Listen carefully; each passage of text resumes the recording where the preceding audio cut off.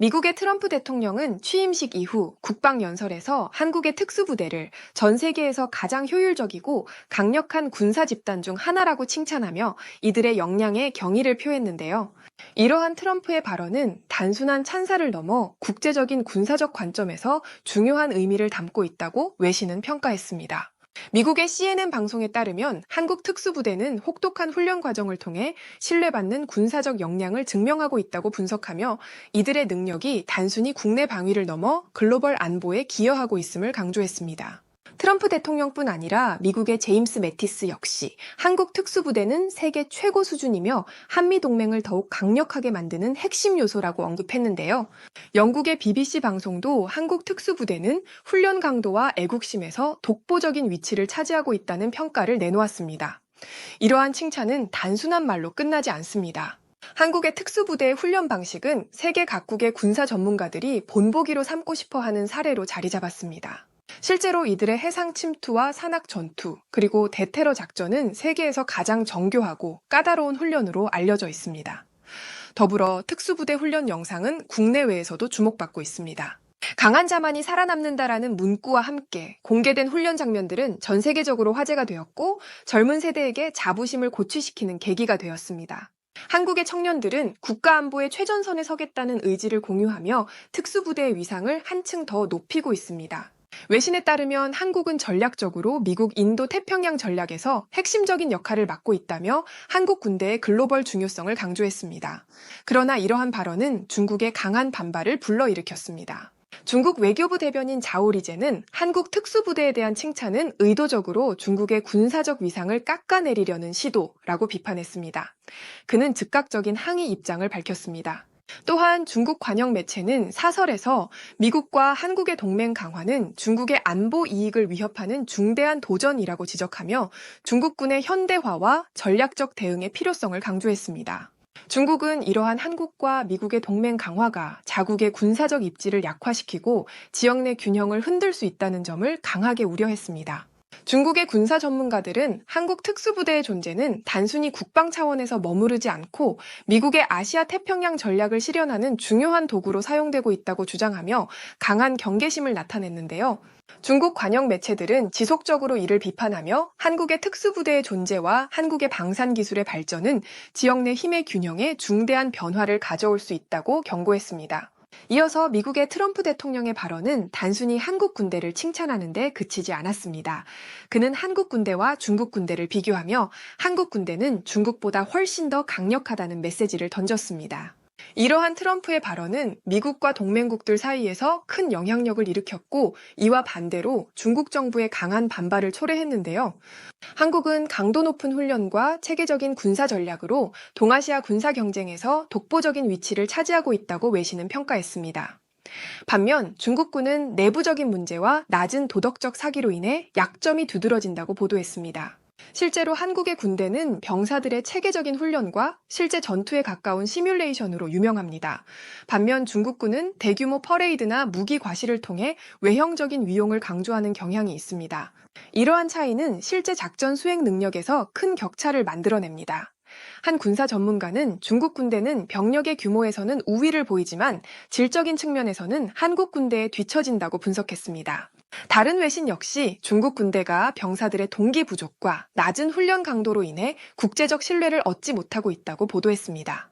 중국은 한국 방산 기술력의 발전을 중국의 군사적 영향력을 위협하는 요인으로 규정하고 있으며 이에 대한 대응책으로 군사 기술 개발과 외교적 압박 강화를 언급하고 있습니다.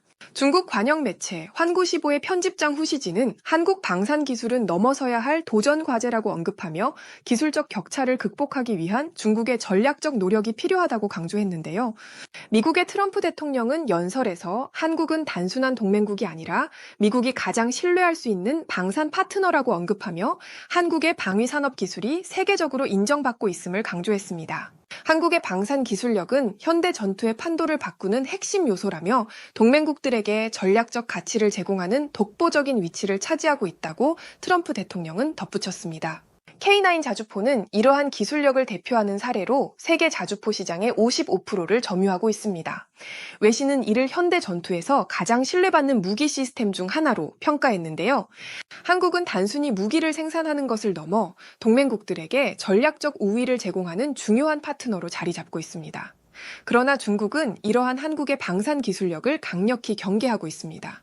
중국의 외교부는 한국의 방산 기술력은 중국의 군사적 영향력을 약화시킬 수 있는 위협이라고 강조하며 불편한 심기를 드러냈습니다. 실제로 중국은 군사기술 개발을 가속화하고 외교적 경로를 통해 한국의 방산 수출을 견제하려는 노력을 이어가고 있습니다. 트럼프 대통령이 주목한 한국의 특수부대와 젊은 세대의 군 복무 열정에 대해서도 외신은 주목했습니다.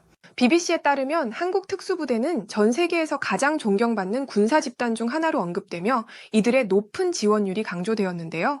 이는 북한의 도발 등 안보 위협 속에서 젊은 세대가 나라를 지키겠다는 열정을 보여주는 사례로 분석됩니다. 또한 예능 프로그램과 유튜브 채널에서도 특수부대 훈련 과정을 공개하며 대중적 관심과 자부심을 불러일으켰다는 점이 주목받고 있다고 매체는 평가했습니다. 반면에 중국은 젊은 세대의 군 복무 열정에서 한국과 다른 양상을 보이고 있습니다.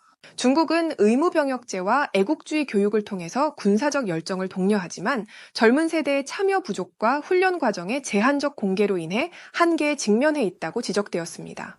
실제로 2022년 중국 청년들의 군 복무 거부 비율은 약 15%로 증가했으며 이는 5년 전보다 2배 이상 늘어난 수치입니다. 2025년 기준으로 이 비율은 약 23%에 달했으며 3년 만에 8포인트나 오른 셈입니다. 또한 매년 약 60만 명 이상의 중국 청년들이 더 나은 경제적 기회를 찾아 해외로 이주하고 있는 것으로 보고되었으며 2025년에는 이 수치가 약 75만 명으로 증가했다고 매체는 전했습니다. 결국 트럼프 대통령이 취임 이후 한국 군대와 특수부대의 강점을 강조한 건 한미동맹이 여전히 굳건하다는 메시지를 국제사회에 전달하려는 의도로 보입니다. 이를 통해 중국과의 관계에서 전략적 우위를 노리려는 의도가 담겨 있다는 해석도 나오고 있습니다. 이러한 상황에서 이와 관련된 실시간 해외 댓글을 살펴보겠습니다. 트럼프 대통령의 발언은 정말 설득력이 있습니다. 최근 중국이 보여준 공격적인 외교 행동과 남중국해에서의 군사적 도발은 국제사회에서 많은 비판을 받고 있죠. 게다가 중국 청년들이 군 복무를 기피하고 대규모로 해외로 떠나는 현상은 중국 내부의 안정성 문제를 보여줍니다. 이와 대조적으로 한국은 특수부대를 중심으로 강력한 방위력을 구축하며 동맹을 강화하고 있으니 트럼프 대통령이 한국과의 동맹을 강조한 이유가 분명해 보입니다. 트럼프 대통령의 발언에 중국이 이렇게 민감하게 반응하는 걸 보면 그의 메시지가 얼마나 적절하고 전략적이었는지 알 수 있습니다. 이러한 강경한 태도는 앞으로도 유지되어야 한다고 생각합니다.